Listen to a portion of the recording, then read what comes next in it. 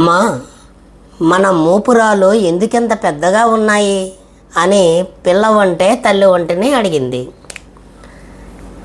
ఎడారి ఎండల్లో మనకి మన మూపురాల నుంచే నీరు ఉత్పత్తి అవుతుందమ్మా, మన ప్రాణాలు ఆ నీటి ద్వారా మనం సంరక్షించుకోవడానికి అని చెప్పింది తల్లి వంటే.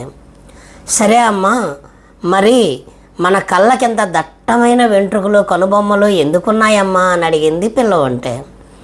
ఎడారిలో ఇసుక తుఫాన్ల నుంచి రక్షించుకోవడానికి మనకి దట్టమైనటువంటి వెంట్రుకలు ఉన్నాయమ్మా అన్నది తల్లి వంటే. పిల్ల వంట మరికొద్దిసేపు ఆలోచించి, అమ్మ మరి మిగతా జంతువుల కంటే మనకి ఎందుకెంత పెద్ద పొడుగాటి కాళ్ళు ఉన్నాయి అని అడిగింది.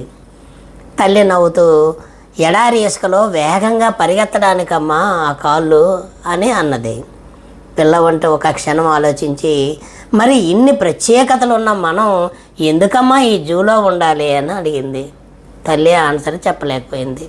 మనం కూడా అంతే, మనకెన్ని ప్రత్యేకతలు ఉన్నా, మంచి ఆలోచనలు ఉన్నా, మంచి గుణాలు ఉన్నా, అవి ఆచరణలోకి తీసుకురాకపోతే అవన్నీ వృధా. జంతుజాలం కంటే విభిన్నమైనటువంటి వ్యక్తిగా మానవుడు ఉండాలి అంటే తన ప్రత్యేకతను తను కాపాడుకోవాలి.